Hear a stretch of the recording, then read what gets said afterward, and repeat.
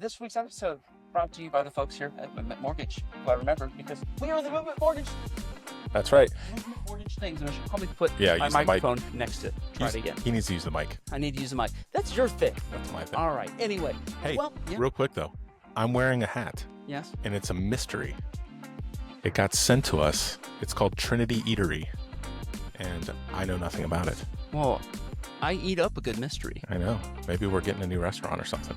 Anyway, welcome to Paul and Saul. I am Saul. He is Paul. And That's we are me. here to bring you local news, give you updates, tell you what we're going to be doing this week in the journalism world in terms of news stories that are coming out, and give you an interview with Mid-Bay News' newest employee, Collin Bestor, formerly of the Daily News and currently of Mid-Bay News. We'll talk about everything from getting him over here to the news that he's going to cover. He's got some exciting stories already.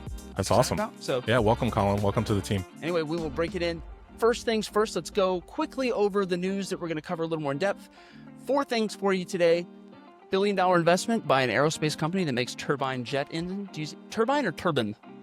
Turbine. Turbine. Yeah, I think so. Jet engines. Drowning in Destin. Nolan Weeks. We have another story on the former jail director. We've been digging into even more files.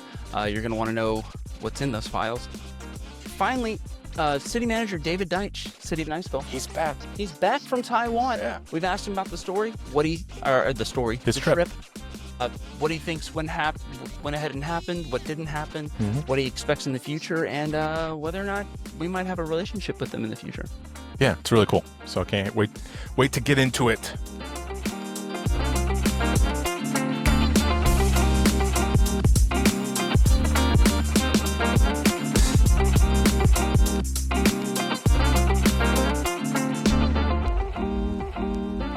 Let's do it. So again, welcome again. Apparently I'm supposed to say that twice now, thanks to my new script that I have here. Saul, Paul, and we're excited to have you along for this, I guess, 50th episode. We're going to say it's the 50th episode at this point. I don't know how many of these There's been enough of them for us to be happily here at Paul and Saul. Yeah. Christopher Saul, Paul Schoberg, and we're coming to you from the Movement Mortgage Studios here in Niceville, Florida on lovely John Sims Parkway and a relatively cool June morning. Yeah, it's nice out. Yeah, so Nice.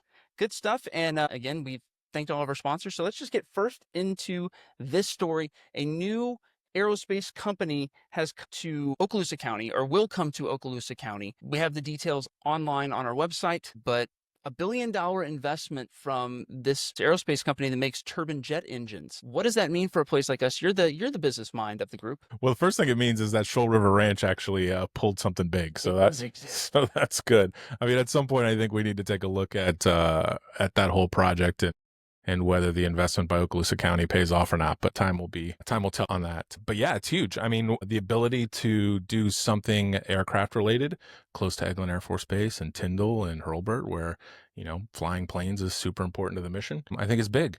And so it's exciting. It's manufacturing jobs, which in the current political environment is what people want brought back to the United States.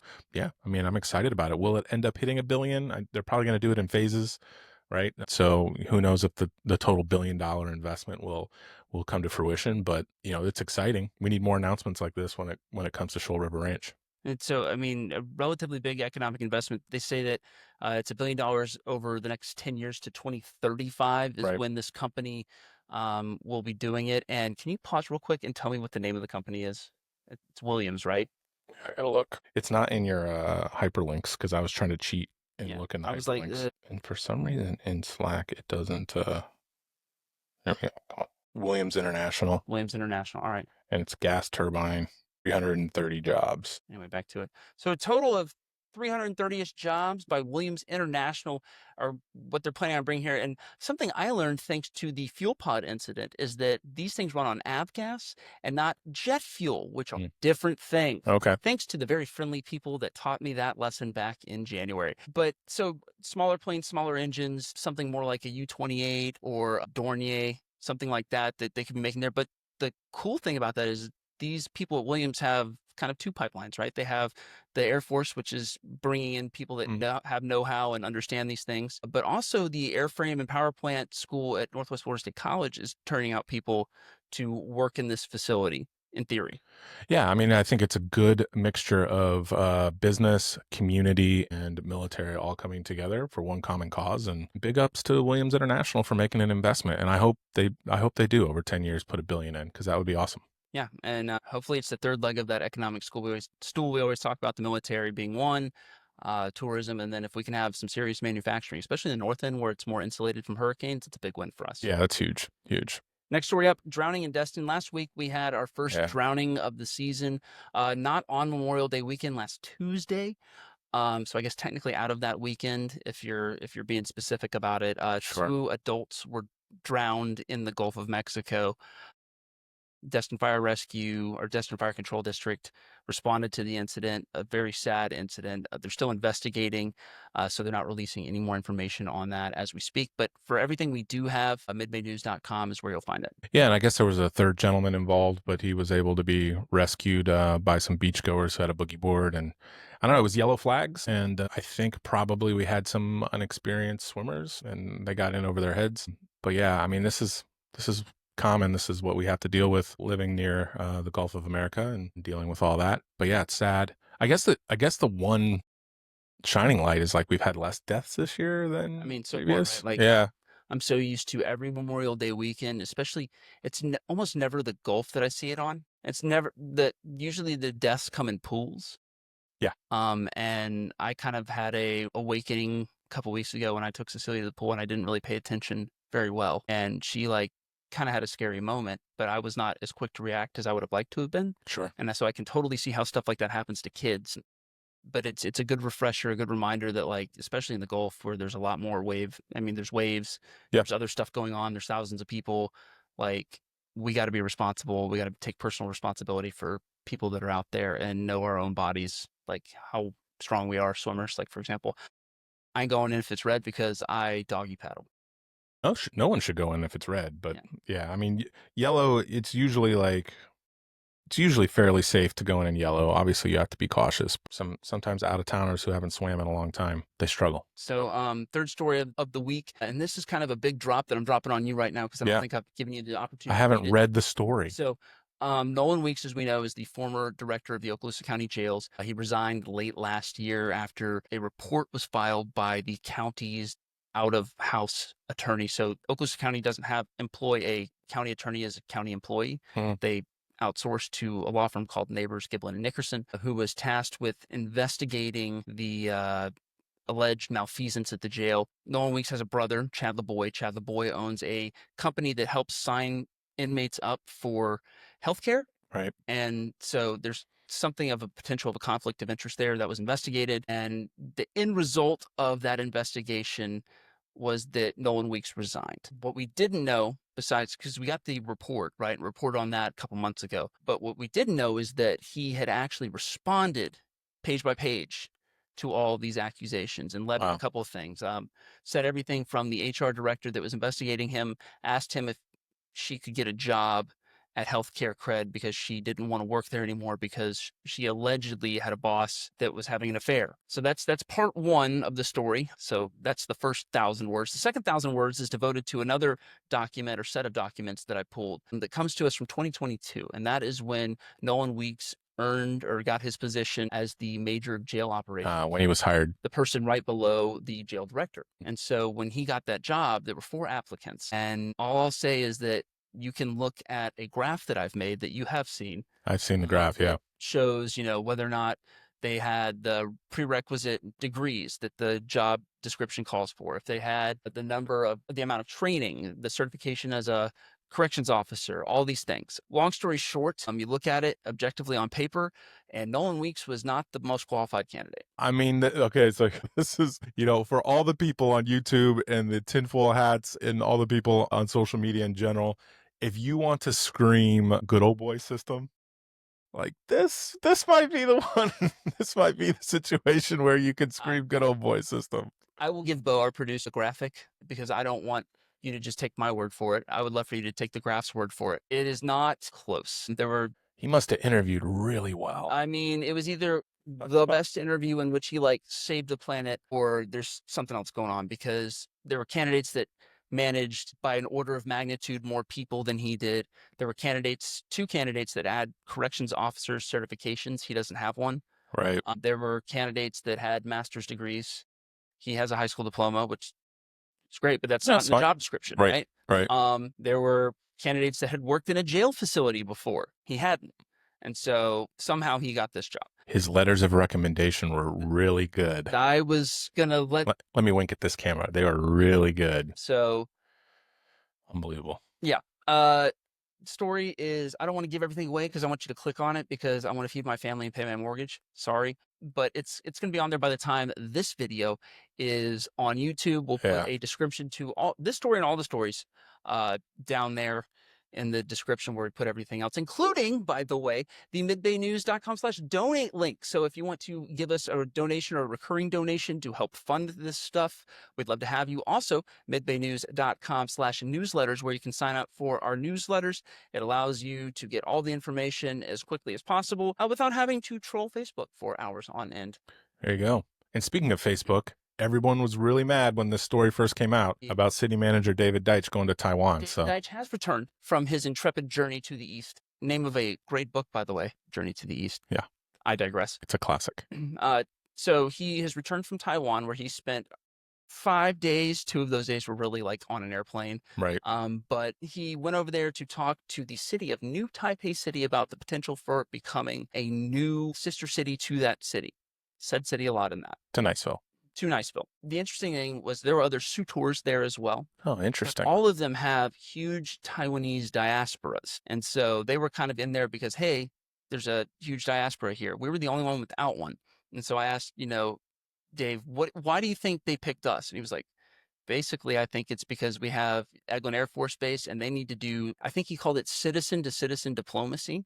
So if we build relationships, the thinking being, with the people of Taiwan, and then let's say, I don't know, maybe a superpower were to invade them. Yeah.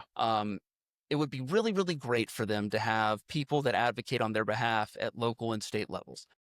So that's a big part of what they get out of it. Interesting. But what we get out of it is access to huge companies. Taiwan supercomputer comes to mind. They want to make a couple, I think it's like $100 billion investment. The CEO of that company announced with President Trump, I think last month. And he Dave looked at me and said, wouldn't it be great if we got like 500 million of that? Wouldn't it be neat? Right. And I was like, it would be neat, Dave. That would be pretty awesome. And we got that Shoal River Ranch in the northern part of the county. And we got to put in the work, right? You can't just like put your hand out and not know anybody. So he said that this first trip was kind of a getting to know you sort of trip, which, by the way, the taxpayer didn't pay for, even though I think I've been on record every time we've talked about this as saying we should have. Well, we should just repeat it over and over again that David Deitch took his own PTO.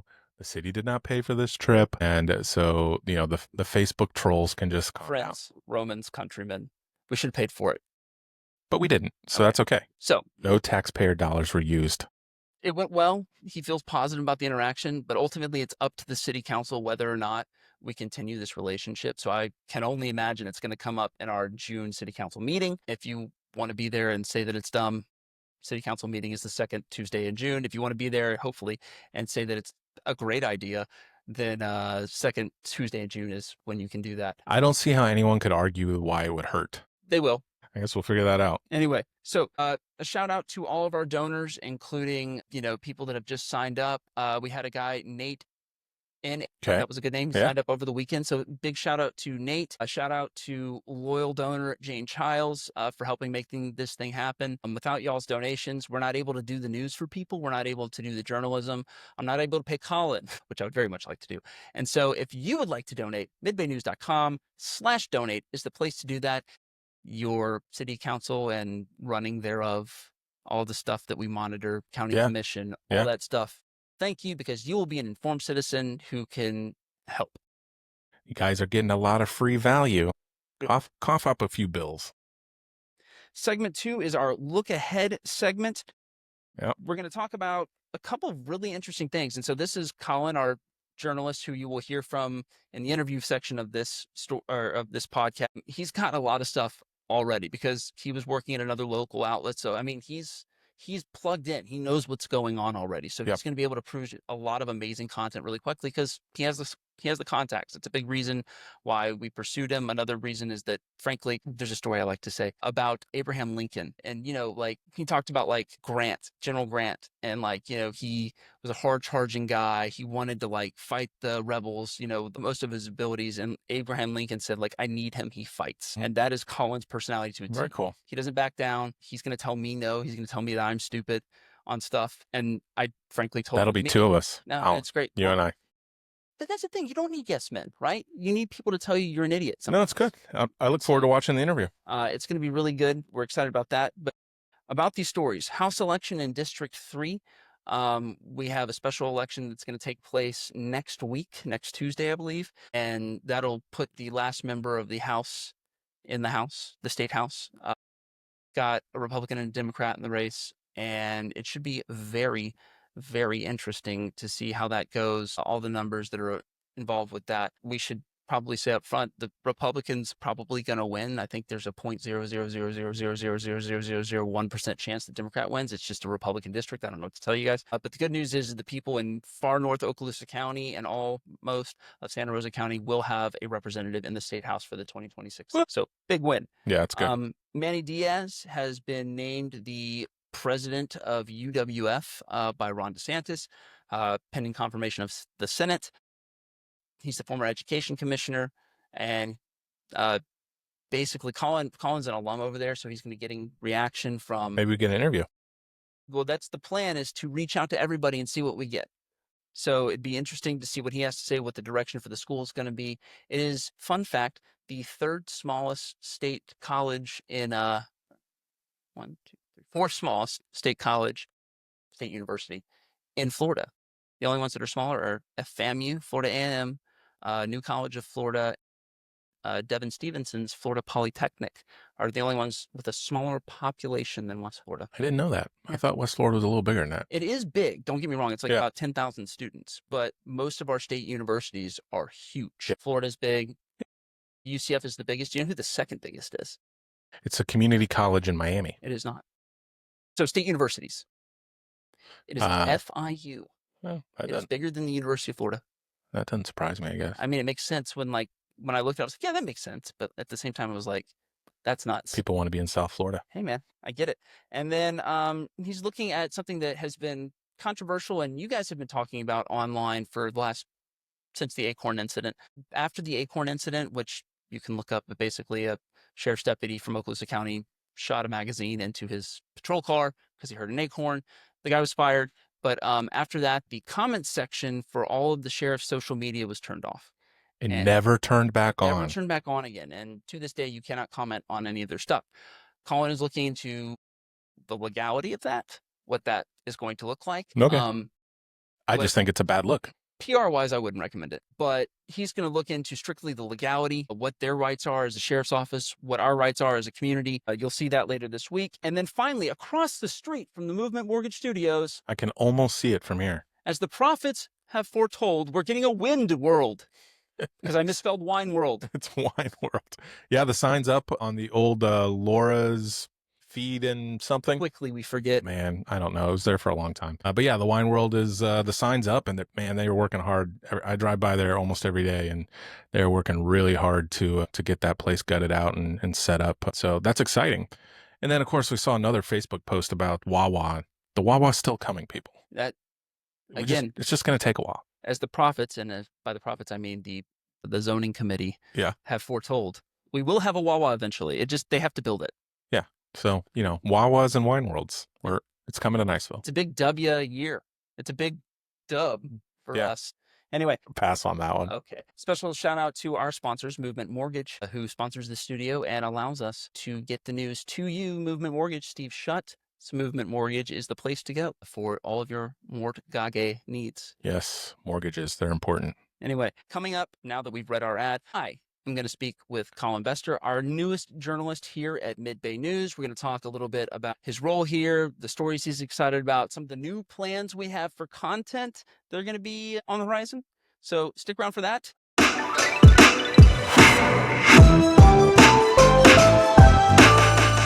right, for the third time, Colin, we're going to get this time, bud. Yeah, we are.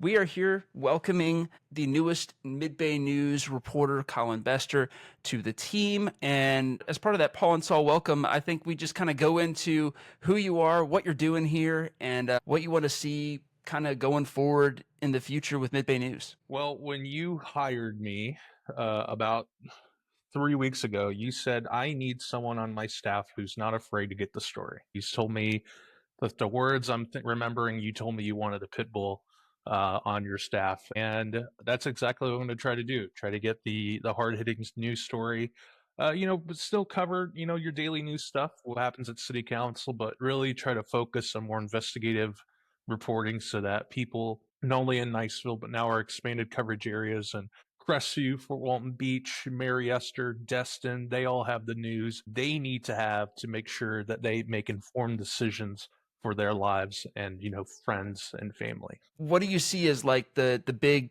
couple of stories that you're really pursuing right now? What are you looking to show people here in the wider Emerald Coast? Well, one story I think is very interesting to me is the Okaloosa County Sheriff's Office story about them turning their Facebook comments off. And does that impact, the ability for us as people to interact with a governmental agency, a law enforcement agency? We're recording this on a Thursday, so we're about this close away from getting that story done and out to people. And I think it's a very good story. Not only does it hold governments accountable, but it's some things that they told us doesn't really necessarily match up when you do the research on it. So that'll be very interesting to see. And then some other stories that we're working on right now. We're getting ready for the House District race, House HD3 election. That is on June 10th. So we've already talked to Nathan Boyles. We're trying to get a hold of DeAndre Wise. And then, Williams International came in last week with that big announcement. We already talked to Nathan Smarts about how that whole plan came together, what it's going to do for Okaloosa County. And I tried to get him to answer if there's any other businesses that are on the horizon. He said there's about 24 different businesses somewhere in the pipeline at various stages in that field. The future is bright in his eyes for more infrastructure and jobs and manufacturing coming to northern Okaloosa County. So why did you decide to do this with me? Why are you here? So, I mean, it came down to a couple other things. One, as you know, and I don't want to bash things, so it's a little tricky for me to find the wording. I loved where I worked before. It was probably one of the best jobs I ever had, and the people who I worked with on a daily basis were some of the most well-liked and respected individuals I ever worked with in my life. But it comes down to the fact that you had one person covering essentially two counties, and that's a big footprint for one person to do. And for the first year, I felt fine, but as the second year kind of ran on, I got beat down. I felt every single day just exhausted with that grind. And so now I'm here with Mid-Bay News and I feel like there's help. So if there's breaking news, either Christopher or myself or Steven, who's another reporter on staff here, who's also your dad, but we can share a workload. And I think that makes it a much better inclusive environment for all of us. We're both married. You have kids. We have trying to work that out right now. It's coming pretty soon. So how do you be the best husband to your wife? How do you be the best friend to your friends? How do you be the best son or brother to your family? And then how do you just be a good person overall? So I think with me here at Mid-Bay News, I think I can do all of those things very well. And then plus this opens me up to some other ventures in motorsport journalism that I'm returning to. So the next 3 weeks I feel like are going to be so busy and hectic, but once I settle in here at Mid-Bay News and with other ventures, I think I'll be much happier than I was before. I feel like I kind of like came into this first week of you being here like, okay, it's all going to slow down. It's all going to be okay. And then life happens. Everything happened at once. Yeah. Everything from that kid going missing in Rocky Bayou to just like making sure all the stories come through, to making sure that I make all of my sales calls to our wonderful advertisers and soon to be advertisers who we'd love to have on to help support our mission here at Mid-Bay News. And It's been, like you said, very fast, right? And it's Mhm. been exciting and terrifying and fun. Like to me, like what meant so much to me yesterday, we were talking last night and you were like, look, this has been like the best 3 days professionally of my life. And like to me, that was really cool because it meant like you are totally bought in. You are ready to like make change, make positive change, attack some of these stories. But I also want to talk about like some of your other passions. So like, for example, this whole I am totally racing is foreign to me, right? Like it is something that I've just like not had an opportunity to be exposed to a lot. So how did you come into like the racing world and how has it informed how you practice journalism more generally? See, racing, how it started, just like the past 3 days or so, that was all a blur. And to look back on it, when you write your biography, which you can find on midbaynews.com.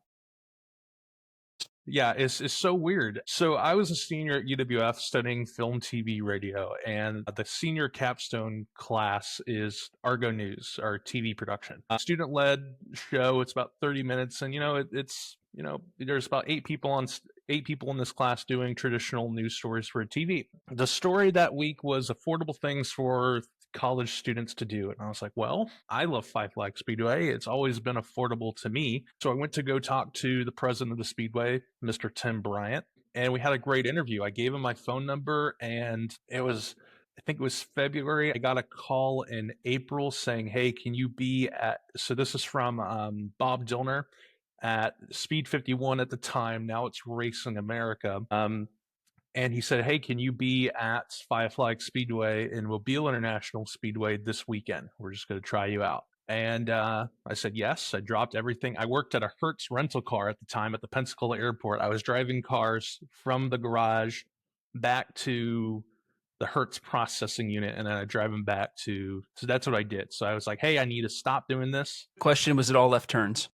No, but it was mostly left turns, but I could do that route at the Pensacola International Airport with my eyes closed. That's how many times I've done it. And I drove every single production car that you could think of, and it informed me buying my own personal vehicle. And I got to say, doing a burnout in a Camaro in the back lot is pretty good. I think the statute of limitations is far beyond that now, so I can't get in trouble. But if you did rent a Camaro, you got a little used. Got some tread off that tire. Got some tread. But I did that 2-day internship, and then I became the Gulf Coast correspondent for Racing America, or Speed 51 at the time. This was all 2019. And then it was my first time covering the Snowball Derby. Was sort of the capstone of that, and then it was sort of setting my sail into that, which led me to radio. And I was here at the Ticket Sports Network here in Fort Walton Beach. We actually had our office on the Island Resort. So I drove from Pensacola at the time, because that's where I lived, to Destin every single day, 5 days a week. But I had a Prius, so I was like, I wasn't spending any gas. It was like, Yeah, but that commute time is like 2 hours each way. yeah. But I was Randy Marsh in the Prius. Remember when Randy gets the Prius and he's like, I'm better than you? That's how I felt every day. I didn't have to stop for gas. You had too much smug in the air? Yeah. Okay. Yeah. And then the pandemic hit in 2020. And I remember being on the air as every sports league in America was saying, we're canceling our stuff. And each ad break would go, well, the SEC canceled their tournament, but the ACC tournament's still going on. We'll be right back. And then in that commercial break, ACC tournament would go away. And it got to the point where NASCAR was at Atlanta. And at the end of the show, we'd always do a NASCAR preview where they're going. During that commercial break, they said NASCAR was suspending their season. So, hey guys, enjoy your weekend without sports. And then I realized that probably wasn't going to be successful, because we didn't know about sports. And, if advertisers aren't spending money, then you're not getting a paycheck. So I left the radio station, went to NASCAR Media Group for several years. That was probably the echelon, the dream job of whatever you wanted. I did some PR stuff, did some advertising, did some on-track activation stuff for the ARCA Menard series and the NASCAR Xfinity series, which is sort of we're thinking baseball and the Triple A, Cup right? series. Yeah, the Cup series is your major leagues. The Xfinity series is AAA, and the ARCA Menard series is your single A ball. So that's sort of where I was at. Contract expired, and as you know, you move home. I worked in an AT&T phone store here in Milton for a couple months trying to get my feet, because I didn't have a job.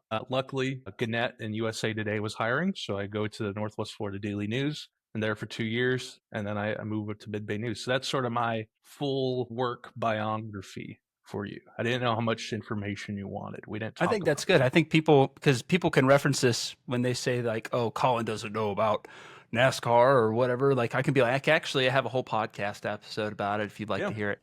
The last thing I think we should probably cover, just as we prepare for over the horizon cometh football, right?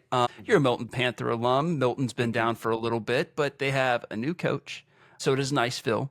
They're in the same district, and you and I, brother, are going to be covering each one football game every Friday night for 12 weeks, right? Mm-hmm. Um, what teams are you just like at first brush as we're looking over? What teams are you most excited to watch this season, and who do you think might surprise us? See, it's easy to say surprise us being the Milton Panthers, right? If you go 0-10 the previous year, there's really nowhere you can go but up. You did this article about Milton High football, and what did you I call knew you were them? going to bring it up too. What did you call them? I think it was like perennial ne'er-do-well or something like that. I got so heated because when I was at Milton High School, I was class of 2013, so my senior year was 2020. We went 8-4 that year, and Niceville came knocking at Haywood Hanna Stadium that year, and we smoked them in the first round of playoffs. So we sent Niceville back crying. Would you say that you slapped their collective mama? Yeah, we did. And I'm very happy about that. Now, I did not play that game. I was a perennial bench warmer. I think I only played like several games that year. I was on the offensive line, and I was behind my brother, who was a 4-year guy. And the only reason I joined the football team is I saw his Letterman jacket, and I thought that was the coolest thing in the world. And I was like, I need that Letterman jacket. Got to get you some of that. Yeah, and it didn't help me with girls or anything. It was like, I'm still a nerd. I was on the chess club, whatever. We should wear our Lettermans. Yes, we should. Like Letterman. just for like the first game, just to be those guys. I still have mine. It barely fits. So yeah, mine fits, but I would say it fits circumference wise, but not height wise. Ja feel. Like it goes to the belly button. Yeah. And then I could sit at Milton High and go, I remember when I was going to be back in my day, boy. I peaked. There's some people in this area who think they peaked in high school, and I don't like those people. But that's things that are going to get us excited about this year. I think Milton is going to be very interesting to watch. If they win a couple games, great. But they have KD Hall, who's a 4-star defensive back. He just signed to the University of Florida, and he's going to cause issues all year long. He's going to make me. I'm biased here, but he's going to create a no-fly zone in Milton, and I think that's going to be awesome. Moving on to some other schools, I think Destin now being able to be playoff eligible. How will they do this year? Iceville, honestly, new coach, same expectations though. It is Final Four or bust, and to me, I'm just going to give him time. It's a first-year head coach.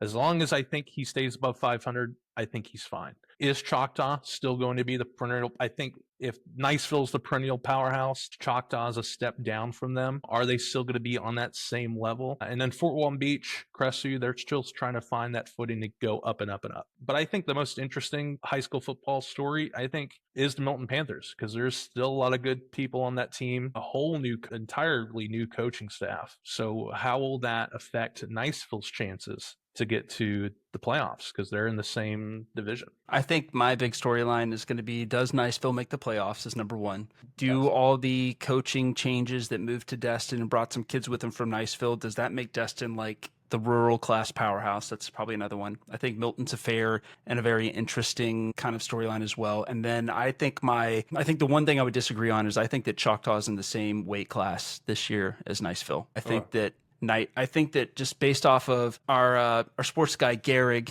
put together a very good primer, I don't know, on Frank Beasley, the Choctaw head coach. He's worked miracles over there, and I think that they're going to be very, very good. And I am interested to see exactly how good they'll be, because like a couple of years ago, they were like the surprise Final Four team. Nobody except for Taylor Morton of all people. Like he was a Niceville class of 88 grad that won a state championship and now is a scout for the LA Rams. I remember very clearly he was like, that Choctaw team's going to be good. And I was like, okay. And hey, he's an NFL scout for a reason. And I am not for a reason. And so I'm definitely watching Choctaw again. And then if Fort Walton wins 5 games, I think that they've exceeded expectations, but not by much.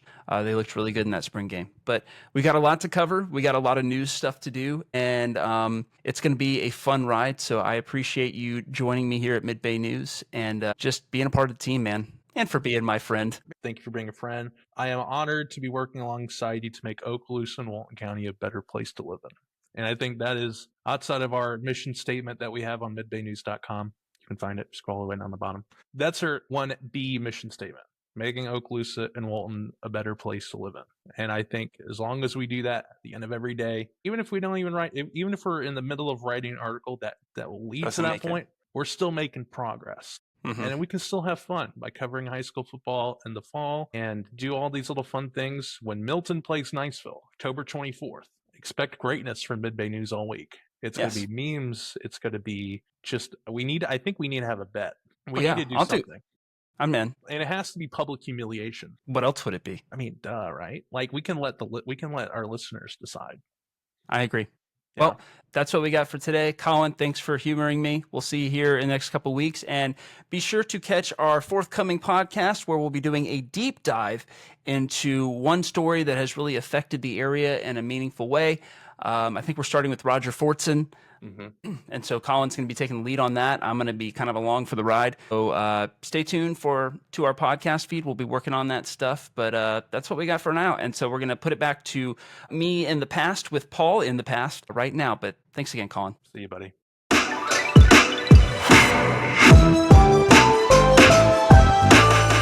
Paul, I would ask you what you thought of that interview, but it hasn't been recorded yet, and so you don't know. Therefore, I didn't watch it. But hey, let's get to my favorite, which is community notes, which mostly we get from the dark places of Facebook, but sometimes just the comments to your stories as well. Yes. First one is probably one of the best written, most epic beach-related comments that I've seen in a while. Terry Wolf, you wrote this incredible comment to the Walton County beach story, and it basically ended with comparing it to apartheid. Oh, yeah, beach apartheid. I was like, where is it?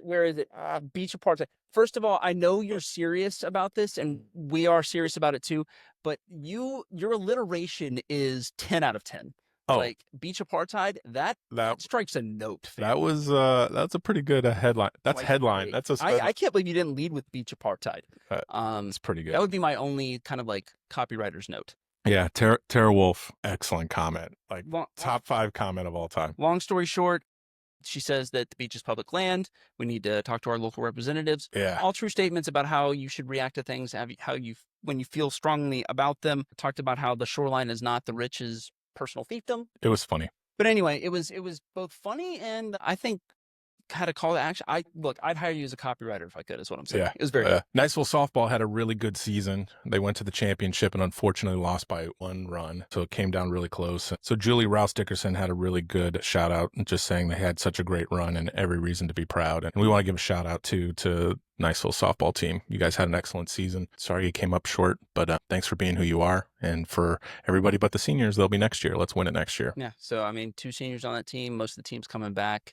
And the fact that you made it, I lettered in 4 sports. It's a fun fact about me. Mm-hmm. And I never made it to a playoffs. That's how it went for me. So for them to make it even to the playoffs is like my athletic dreams come true.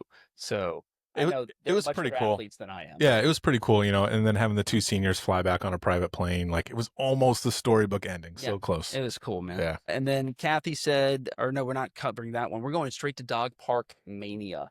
Yeah, so David Deitch got asked a comment about the Twin Oaks ball fields and like what the future of that's going to be like once we get a long-term lease on it. Mm-hmm. And he made a comment that the dog park might not stay there, that it might get moved somewhere else. And just recently this week, Facebook just went nuts about it. And I think the part that was missed was that there's gonna be a dog park in Niceville. It just might not be at that location. I personally have a dog, and I've been to the dog park at Niceville lots of times. It is very spacious. It's very nice, but there's a lot of dirt and sand. It's not always well kept up, and it's a really, really big space that could probably be better utilized. Yeah. So what you're saying is that he's not quite Corilla Daveville. Hey. That one. Oh, I got it. I just. Anyway, I there's sat- gonna be a dog park. There will be a dog park is kind of the long story short. Same thing with the Frisbee golf course. I think that it'll move, but he wants to keep it. He said it was valuable at that town hall we were both at. So my assumption is that it's just going to move. And then Richard at the Pavilion, you got to tell me about this one. Yeah, so over the last couple of months, there's been an older gentleman who's at the Pavilion here in Niceville, and he has got connected on Facebook and has been posting in one of the groups. And, he doesn't necessarily know how to use the technology, but he's on there and people are trying to help him. And he wanted a police scanner, and then he got a police scanner, and then he didn't know how to set it up. But long story short, like the community has actually like kind of wrapped their arms around this guy, and have really helped him. And so I just want to give a big shout out to the folks who have spent time with Richard and helped him with his police scanner and his radio, and have gotten him snacks and maybe his favorite beer as well. What is Richard's favorite beer? I believe it was Busch Light. Busch Light? Yeah. Lattes? I believe it was. But yeah, big shout out. I mean, that's what makes Niceville such an incredible place. So big shout out to everyone who's been helping Richard. Well, before we go today, I would love to remind everybody to hit the like and or subscribe button. Check us out on midbaynews.com/newsletter. That's where you can sign up for our newsletters, get the information straight to your inbox. It's a great way to have that info and not have to sift through mountains of crap. That's right. On social media. And what else am I supposed to cover in here? Piece of paper that I said I needed to pay attention to. Our stories. So remember, Aerospace company invests $1 billion or says they're going to invest $1 billion. Good job, Williams International. Of monies into a turbine facility. Drowning in Destin last week, talked a little bit about that. The Nolan Weeks story saga continues. The plot thickens. And finally, City Manager of Niceville, David Deitch, is back from Taiwan and gave us kind of an overview of what happened. So all these stories and more on our website. We have them for you. We want you to read them. But until then, I guess we'll see you next time. That's right. Somebody needs to tell me where this Trinity Eatery hat came from. But till then, thank you, whoever sent it. And be nice, Niceville. You heard the man. See ya.